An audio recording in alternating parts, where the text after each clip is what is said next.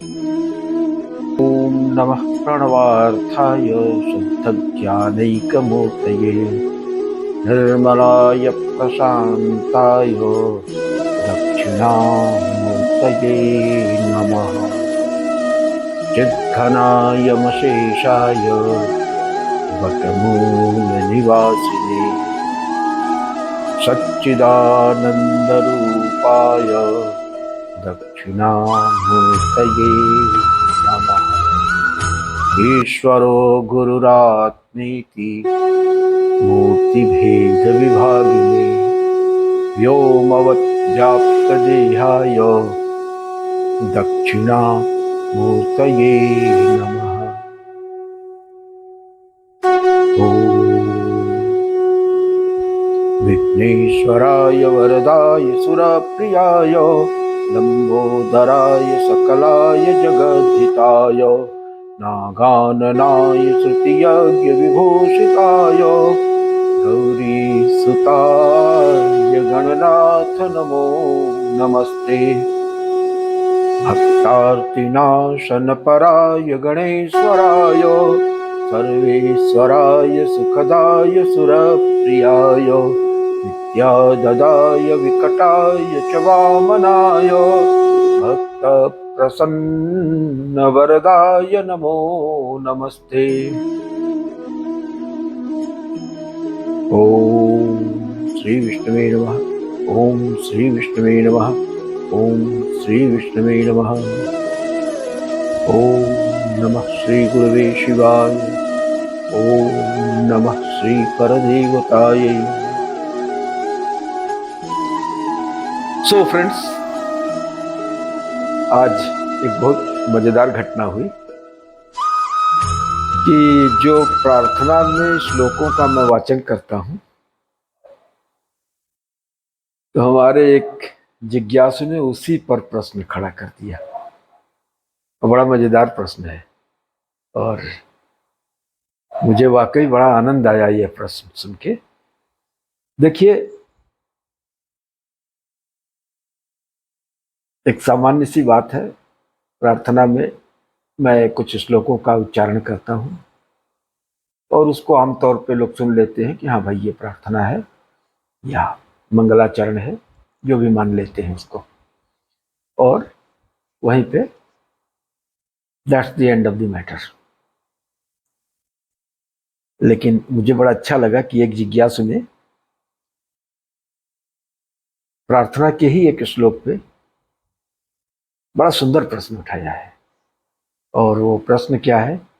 ईश्वरो गुरुरात्मेति मूर्ति भेद विभागिने व्योमवत् व्याप्त देहाय दक्षिणा मूर्तये नमः। तो प्रश्न उनका यह है कि ईश्वर, गुरु और आत्मा ये सब एक कैसे हो सकते हैं, और अगर ये सब एक ही हैं तो फिर कैसा बंधन, कैसा मोक्ष और किस बात की साधना। बहुत सुंदर प्रश्न है, वाकई बहुत सुंदर प्रश्न है। बहुत आनंद आया ये प्रश्न को सुन के, और इसका समाधान भी उतना ही रोचक है। जितना रोचक प्रश्न है उतना ही रोचक इसका समाधान है। अब सुनिए, व्यष्टि जगत में जो मन है, समष्टि जगत में उसी को माया कहते हैं। ठीक है, इज दैट क्लियर? और माया क्या है? ये ब्रह्म की अचिंत्य शक्ति है, जो अनादि है, अनिर्वचनीय है और अविद्या रूपा है। यह ब्रह्म की स्वतंत्र शक्ति है, अनिर्वचनीय शक्ति है। अनिर्वचनीय इसलिए कि यह अनादि है, अनादि होने के बावजूद ये शांत है, माने इसका अंत संभव है, और इसकी प्रतीति भी होती है और इसकी प्रतीति का बाध भी होता है। तो प्रतीति काल में ये सत्य है, बाध काल में ये असत्य है, लेकिन इस प्रकार से देखा जाए तो सद सदभ्याम अनिर्वाच्या, सद और असद दोनों कैटेगरीज से जिनका निर्वचन नहीं किया जा सकता, उसी को शंकराचार्य जी ने अनिर्वचनीय माना है। तो इस दृष्टि से ये अनिर्वचनीय है, अनादि है और अविद्या रूपा है। तो ये माया शक्ति जो है ये ब्रह्म की आत्मशक्ति है। ब्रह्मात्म शक्तिम जगताम जगताम तुरिया टीटादिनाथाम परमाम तुरियाम। तो ये परब्रह्म की आत्मशक्ति है, ये स्वातंत्र शक्ति है, यही आनंद आनंदात्मिका शक्ति है, भगवान श्री कृष्ण की आह्लादिका शक्ति है। तो ये माया जब तक सक्रिय नहीं है, ब्रह्म के अंदर सिमटी हुई है, तब तक ये, अब ये जरा यहां से शैव दर्शन का पुट लेना पड़ेगा, सहारा लेना पड़ेगा बात को स्पष्ट करने के लिए। तो वो अहम वृत्ति के रूप में अंदर रहती है, लेकिन जब इसमें गुणक्षोभ होता है तो ये व्यक्त रूप में आती है, और तब ये अहम वृत्ति जो है वो मातृका रूप में आ जाती है, और मातृका रूप में होके जो शिव सूत्र जाल से 14 सूत्र निकलते हैं, ऐ उण रील ऋक ए ओम, इस तरह से जो 50-52 मातृकाएं आती हैं, तो उन मातृकाओं की सृष्टि होती है, और फिर उसी से जो है शाब्दी सृष्टि, माने कि जो वांग्मय सृष्टि होती है, और शाब्दी सृष्टि से फिर आर्थिक सृष्टि होती है। तो ये जो अव्यक्त शक्ति है, अव्यक्त शक्ति माने प्रकृति यानी त्रिगुण साम्य की स्थिति। तो ये अव्यक्त शक्ति में जब गुणक्षोभ उत्पन्न होता है, और ये गुणक्षोभ सर्ग की इच्छा के कारण होता है, ये भी स्पष्ट कर देना आवश्यक है। तो सर्ग की इच्छा के चलते जब उसमें गुणक्षोभ होता है, तो उसका फर्स्ट इवल्यूट, पहला प्रोडक्ट जो मार्केट में आता है वो महत्तत्व है। महत्तत्व माने इंटेलेक्ट। तो महत्तत्व जो है वो शुद्ध सत्य स्वरूप होता है, दर्पण की तरह से होता है। अब इस दर्पण में जो है वो जो सच्चिदानंद का चित्त स्वरूप, प्रकाश स्वरूप है, वो इसमें रिफ्लेक्ट होता है।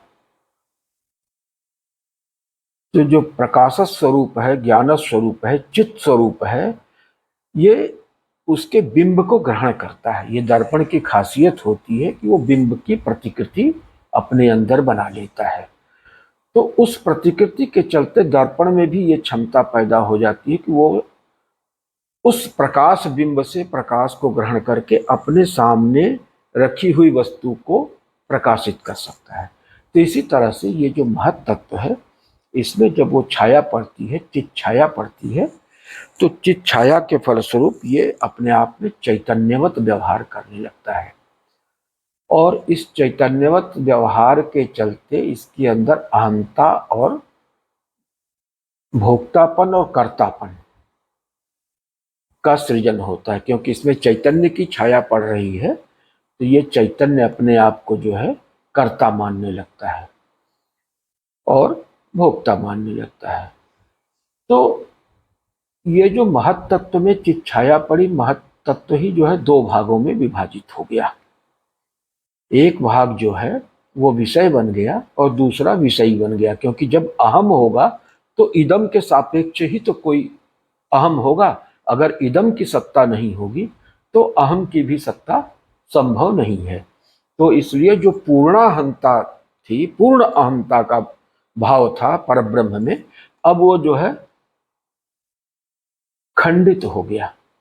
उस अहम का ही एक हिस्सा इदम के रूप में, विषय के रूप में, शब्द स्पर्श रूप रस गंध के रूप में उसमें तैरने लगा, और एक उसके भोक्ता के रूप में अहम बन के आ गया।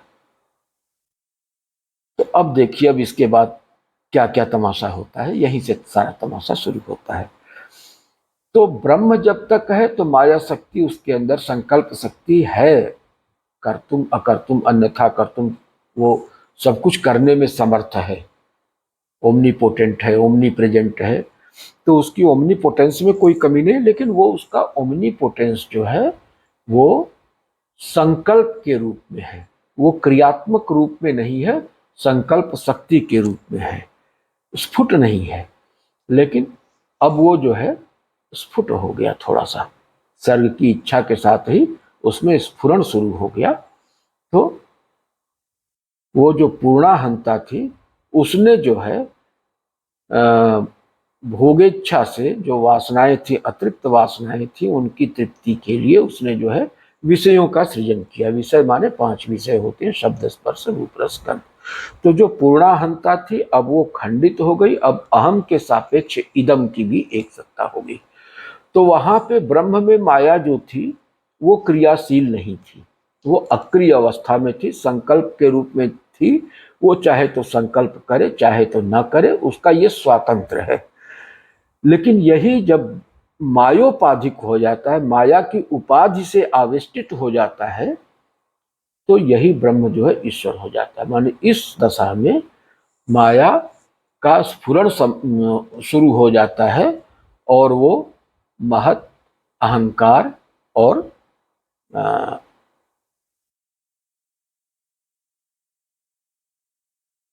मन बुद्धि चित्त अहंकार, ये जो कहते हैं, तो अहंकार तो इधर हो गया, अब वो मन बुद्धि और चित्त के रूप में मान लीजिए, वो 3 रूप में हो जाता है। तो ये एक ही इंस्ट्रूमेंट है, वो अलग अलग फंक्शंस को डिस्चार्ज करता है और अलग अलग फंक्शंस को डिस्चार्ज करते समय उसका अलग अलग नाम दे दिया जाता है। तो मूल रूप से ये 2 भाग में बट गया, एक जो है ज्ञाता, एक ज्ञेय, या तो इस दृष्टि से देख लीजिए, या एक भोक्ता और भोग्य की दृष्टि से समझ लीजिए, या एक कर्ता और कर्म की दृष्टि से देख लीजिए। तो ये 2 विभाग उसमें पैदा हो गए। और ये क्यों विभाग पैदा हुए? क्योंकि ब्रह्म जो था, जो अपने अंदर प्रसुप्त संकल्प शक्ति थी, उसको उसने एक्टिवेट कर दिया, और एक्टिवेट करते ही वो ब्रह्म जो है अब ईश्वर बन जाता है। इस श्लोक में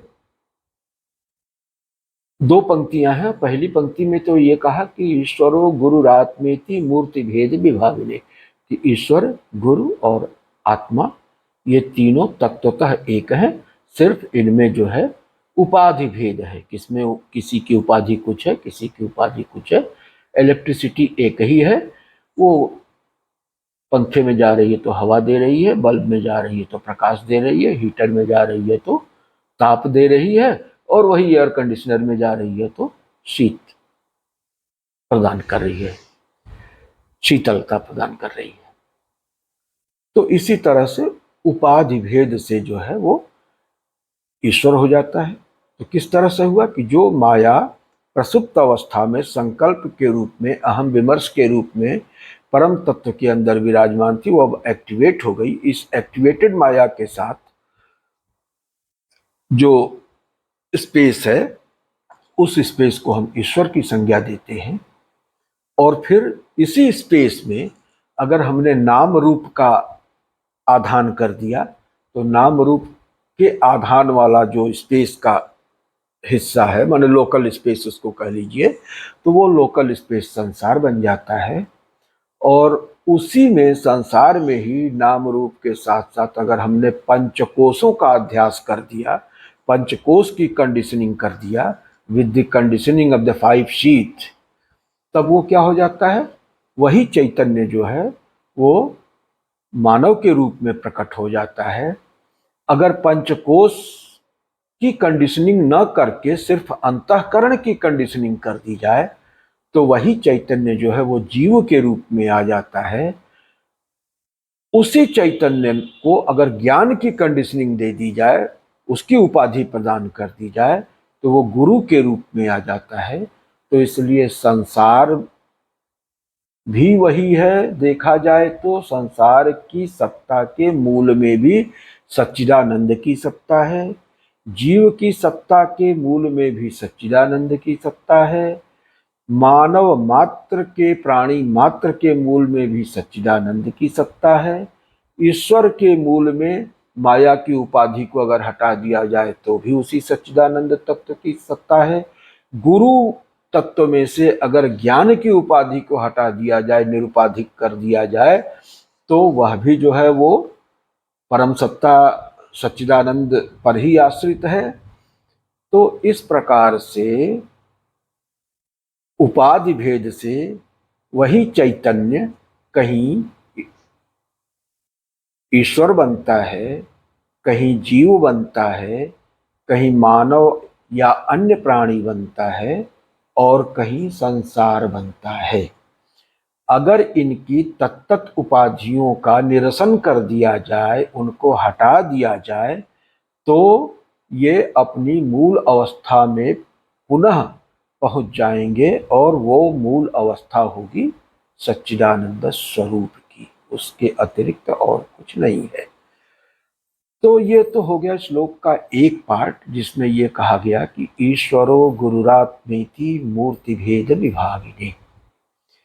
अगला जो अंश है श्लोक का वो और भी महत्वपूर्ण है कि व्योमवत व्याप्त देहाय दक्षिणामूर्तये नमः।